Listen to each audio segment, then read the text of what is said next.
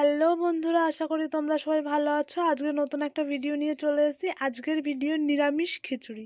আজকের রান্নায় ডাল চালের পরিমাণ কতটা আছে চলো জেনে নিই। এখানে 500 গ্রাম চাল ব্যবহার করেছি, 250 গ্রাম মটর ডাল ব্যবহার করেছি, 250 গ্রাম মুগ ডাল ব্যবহার করেছি। আর তোমরা সবাই জানো মুগ ডালটা ভেজে না নিলে কাঁচা গন্ধ বেরোয়, ওই জন্য মুগ ডালটা প্রথমে ভেজে নেব। মুগ ডালটা ভাজার জন্য আমি একটা কড়াই নিয়ে নিয়েছি। কড়াইটা এখন একটু গরম করে নেব। আমার কড়াই গরম করা হয়ে গেছে, এবার মুগ ডালটা দিয়ে দেব।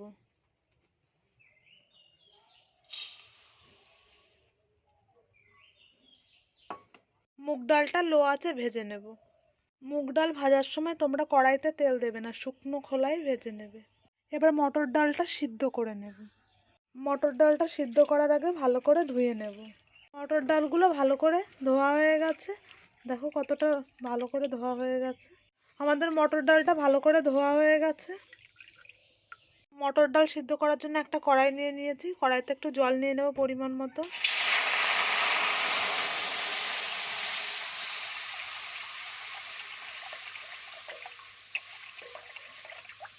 এবার ধুয়ে রাখা মটর ডাল কড়াইতে দিয়ে দেব।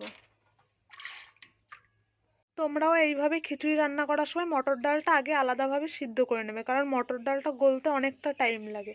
আর খিচুড়ি রান্নার পরে মটর ডালটা যদি আস্তে আস্তে থাকে খেতে ভালো লাগে না। ওই জন্য মটর ডালটা আলাদা করে ভালো করে সিদ্ধ করে নেবে, তারপরে খিচুড়ির ভেতর দেবে।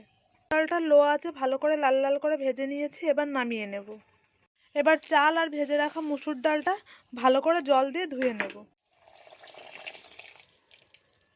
চাল আর ডালটা ভালো করে ধোয়া হয়ে গেছে। চাল আর ডাল সিদ্ধ বসানোর জন্য একটা মিডিয়াম সাইজের হাঁড়ি নিয়ে নিয়েছি।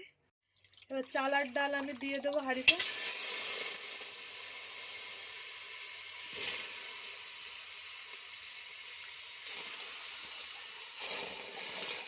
এবার পরিমাণ মতো জল দিয়ে দেব।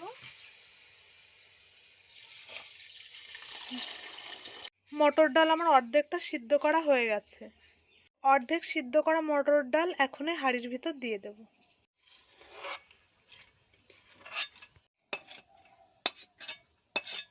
অর্ধেক সিদ্ধ হয়েছিল যে মটর ডালগুলো, এই মটর ডালগুলো এখন পুরোটা সিদ্ধ হয়ে যাবে।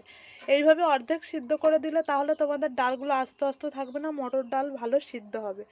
এইভাবে খিচুড়ি রান্না করে দেখবে, খুবই ভালো লাগবে খেতে। চাল ডাল সিদ্ধ বসিয়ে দিয়েছি। এখন সবজিগুলো করে নিই চলো। প্রথমে কুমড়োটা কেটে নেব। কুমড়োটা পিস পিস করে কাটা হয়ে গেছে আমার। এইভাবে সবগুলো সবজি কেটে নিই চলো। সব সবজি কাটা হয়ে গেছে। কি কি সবজি নিয়েছি চলো একবার দেখে নিই। কুমড়ো নিয়েছি, মূলো নিয়েছি, আলু নিয়েছি, পেঁপে নিয়েছি, আর এই যে পিস পিস করে কেটে রাখা টমেটো নিয়েছি। এটা ছোট ছোট করেই কেটে নেবে, কারণ এটা পেস্ট করা হবে। আর এখানে কচু নিয়েছি, ফুলকপি নিয়েছি, আর এখানে ভাজার জন্য দুটো বেগুন কেটে নিয়েছি। আর এই ফলটা তো তোমরা কম বেশি সবাই চেনো, এটার নাম হলো টক ফল। এই ফল দিয়ে একটা টক রান্না করব, কারণ শুধু খিচুড়ি খেতে ভালো লাগে না। খিচুড়ির সঙ্গে টক টক কিছু হলে খাওয়ার রুচিটাও বাড়ে। ফলগুলো কি করে ছাড়াতে হয় চলো একবার দেখে নিই। তোমরা দেখে নাও ফলটা আমি কি করে ছাড়াচ্ছি। দেখো ফলের এই ওপরের খোসাগুলো সব তুলে তুলে রেখে দেবো। এই যে ওপরে যে ভেতরে এই যে ফলটা আছে এটা ফেলে দেবো, আর এই খোসাটা আর এই যে এইগুলো রেখে দেবো সব। এইগুলো দিয়ে একটা টক রান্না করব। ভেতরের এই শুধু ফলটাই ফেলে দেব, আর সব কিছুই রেখে দেবো। এই যে এইগুলো সব রেখে দেব। এবার একটা কড়াই নিয়ে নিয়েছি। কড়াই শুকনো খোলায় একটা মশলা করে নেব, গুঁড়ো মশলা। তার জন্য ধনে নিয়ে নিয়েছি প্রথমে, শুকনো লঙ্কা নিয়ে নিয়েছি। এবার পরিমাণ মতো জিরে দিয়ে দেব, পরিমাণ মতো গোলমরিচ দিয়ে দেব। এবার একটা গুঁড়ো মশলা তৈরি করব ভেজে। আমার এগুলো সব ভাজা হয়ে গেছে, এবার গুঁড়ো করে নেব। একটা গুঁড়ো মশলা তৈরি করি চলো। ভাজা মশলাটা এই যে গুঁড়ো করে নিয়েছি, দেখো কতটা সুন্দর হয়েছে। ভাজার জন্য একটা কড়াই নিয়ে নিয়েছি। কড়াইতে পরিমাণ মতো তেল নিয়ে নেব। তেল গরম হয়ে গেছে, প্রথমে আলুগুলো দিয়ে দেব।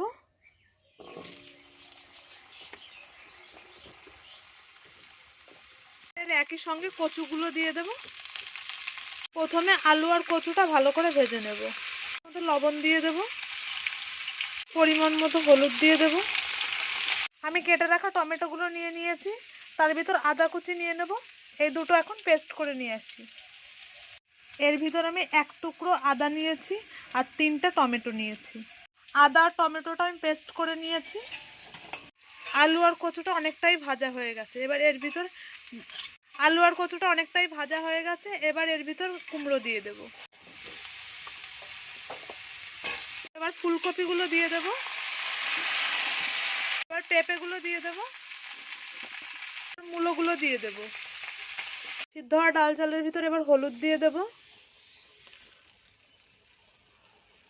আর পরিমাণ মতো লবণ দিয়ে দেব। এবার ভেজে রাখা সবজিগুলো দিয়ে দেব। ভেজে রাখা সব সবজিগুলো দিয়ে দিয়েছি এই ডাল চালের ভেতরে। এবার একটু জাল হওয়ার জন্য রেখে দেব। খিচুড়িটা যতক্ষণ জাল হবে ততক্ষণে আদা আর টমেটোর পেস্টটা ভেজে নেব। তার জন্য কড়াইতে একটু তেল নিয়ে নেব।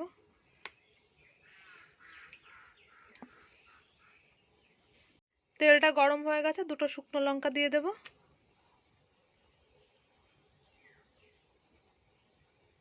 শুকনো লঙ্কা দিয়ে দিয়েছি। তেলের উপরে 2টো শুকনো লঙ্কা দিয়ে আদা আর টমেটোর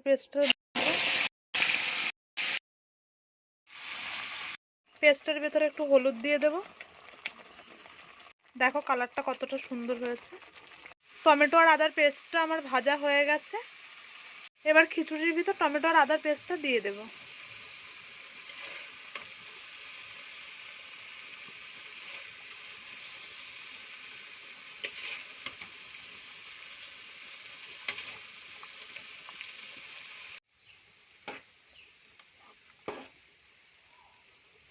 এবার একটু জাল করে নেব।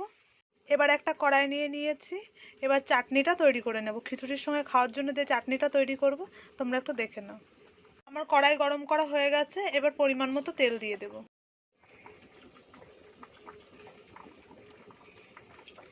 তেলটা একটু গরম হবে। এবার তেলের ভিতর সর্ষে দিয়ে দেব।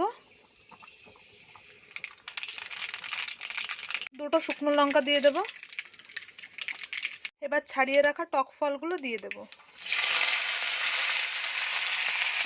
টক ফলটা একটু জাল হবে। এবার খিচুড়ির ভিতর ভাজা মশলাটা দিয়ে দেব।